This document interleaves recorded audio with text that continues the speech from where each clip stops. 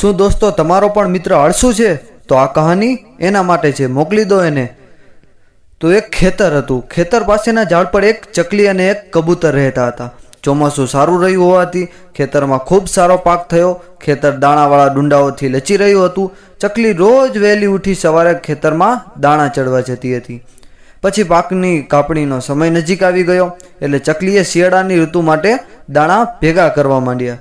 તેણે કબૂતરને પણ એમ કરવા કહ્યું। કબૂતર આળસુ હતું એટલે એણે ધ્યાન ન આપ્યું। રોજ સવારે ચકલી કબૂતરને એની સાથે આવવા કહેતી, પણ કબૂતર કહેતું, ઠાગા ઠૈયા કરું છું, ચાચુડી ઘડાવું છું, જાવ રે ચકલી બેન, હું પાછળ પાછળ આવું છું। આવું કહેતો ચકલી દાણા એકઠા કરતી હતી। તેણે કબૂતરને કહ્યું કે હવે ગમે ત્યારે ખેડૂત પાકની કાપણી કરી લેશે, પણ આળસુ કબૂતર મોડું ક્યાં રાખતું અને કયા કરતું, ઠાગા ઠૈયા કરું છું, ચાચડિયું ઘડાવું છું, જાવ રે ચકલી બેન, હું પાછળ પાછળ આવું છું। અને આમને આમ દિવસો વીતતા ગયા। એક દિવસ ખેડૂતે પાકની કાપણી કરી લીધી।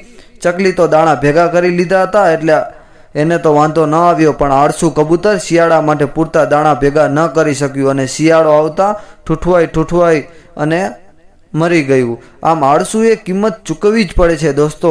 સારું જીવન જીવવા માટે આળસ ખૂબ જ નુકસાનકારક છે।